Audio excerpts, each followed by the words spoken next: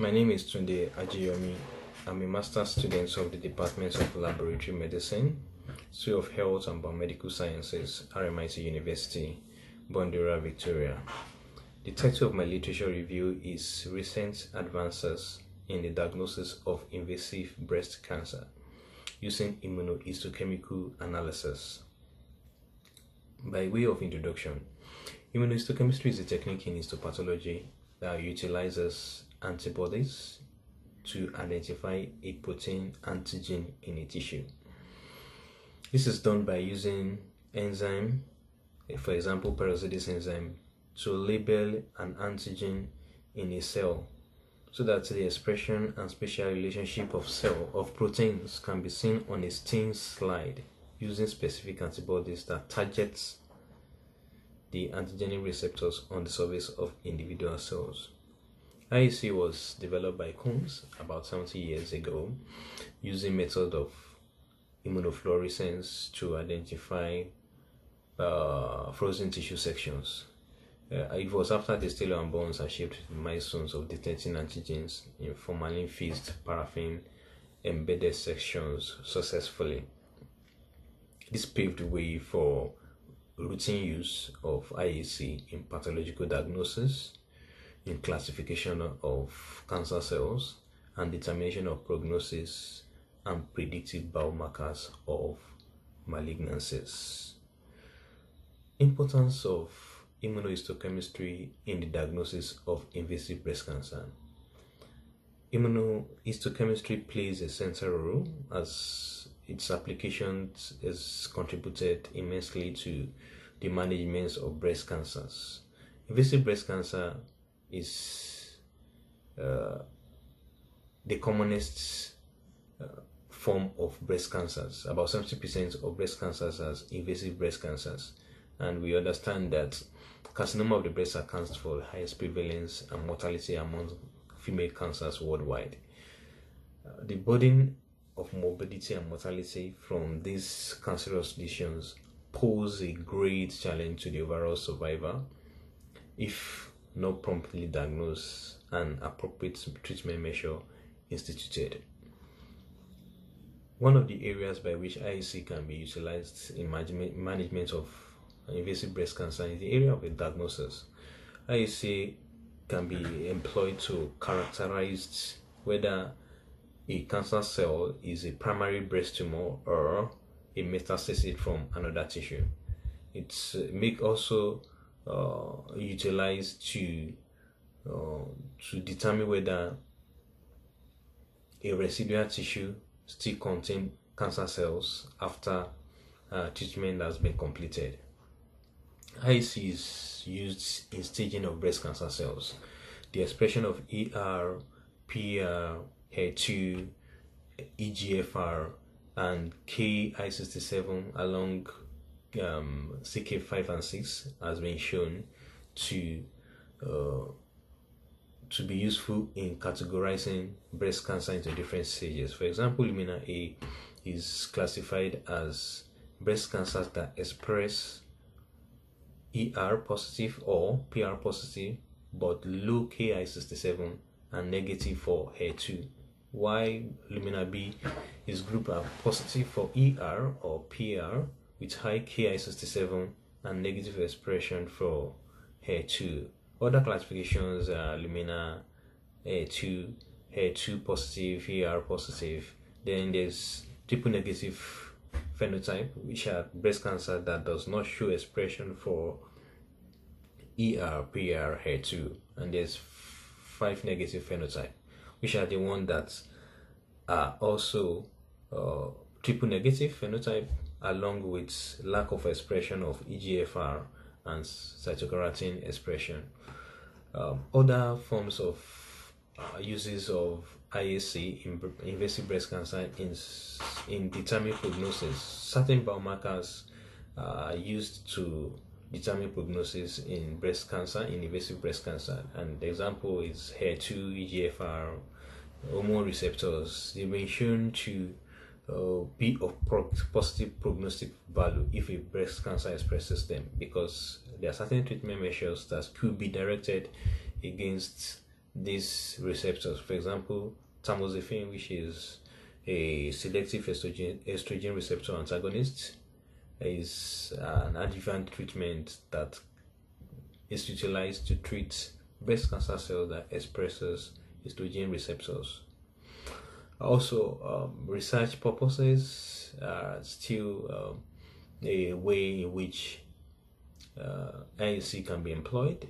A typical example is KI67. Its use is still limited to determination of prognosis and prediction in management of cancer.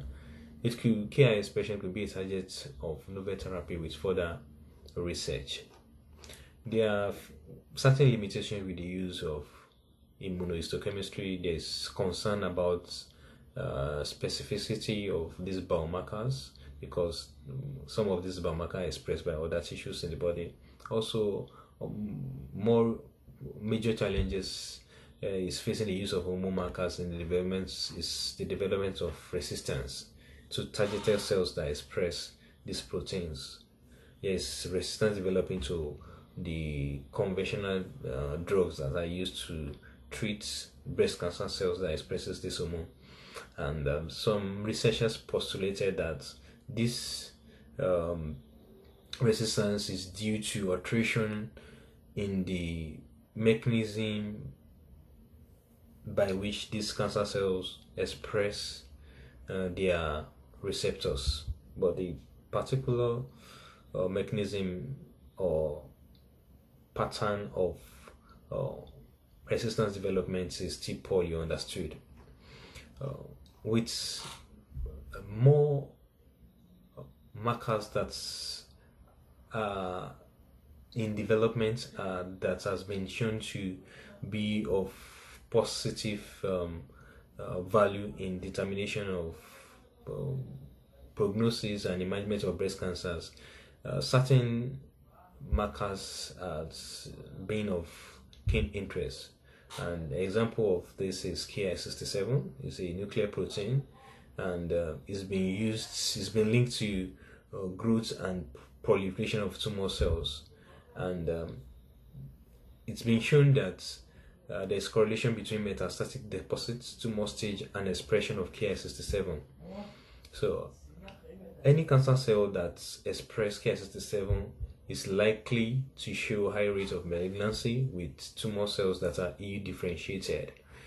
Also, other receptors are EGFR receptors, which is also used to prognosticate, because any cancer cells that express receptors has been shown to offer poor prognosis. Other markers, E-cadherines, which the expression is lost in some breast cancer cells but is present in invasive breast cancer. So treatment measures could be targeted against these newer markers that are in development. Also, cytokeratin C, 5, 6, and 14. Also, P63, which is a subset of P53 gene, a tumor suppressor gene, is being demonstrated in the diagnosis of high-grade invasive lesion and metastatic breast cancer. Myoglobin is also another protein that is of special interest among researchers. It is grouped into two, myoglobin 1 and myoglobin 2. Myoglobin 1 is found in malignancies of the breast and female reproductive organ, while myoglobin 2 can be found in other cancers in the body. Studies have shown that cancer cells that express this myoglobin is associated with good prognosis and better clinical outcome. But further research is still needed to determine how this can be used in management of breast cancer. Other receptors, BCL2, CD34 antigens, which are marker of favorable prognosis in breast cancers. Another important markers that can be determined by IAC is heat shock factor 1, HSF1. It regulates protein synthesis and it involves in response to heat and stress.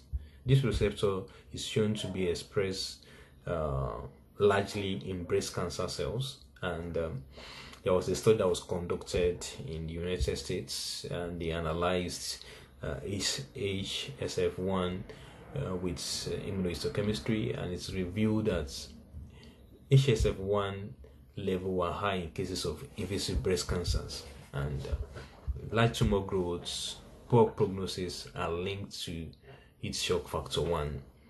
And tumor grading were also high with invasive breast cancer that expresses these lesions, that expresses this receptor. But the study failed to show whether targeted therapy could be useful in the management of these cases. In conclusion, immunohistochemistry analysis in the diagnosis of invasive breast cancer expanded in recent times due to development of novel targets and increased research focus on direction of treatment to cancer cells with specified expression of target proteins. The identification of markers of interest in breast cancer is not specific because of similar expression with different organs in the body, and because developments of resistance is occurring, and also the fact that more research is still needed to determine the mechanism by which these receptors are expressed and how novel therapy could be targeted against these receptors. There is also need for standardization of procedures and protocols of IEC analysis among medical scientists or pathologists in order to synchronize results and prevent errors that may ensue. More research into medications that will be directed against newer markers like BCL2, mammoglobin, HSF1, and P63 will enhance the management of patients suffering from malignance from invasive breast cancers. It is believed that with further research into these markers, more novel therapy will be developed that will help the prognosis, help overall survival of patients with invasive breast cancers. Thank you.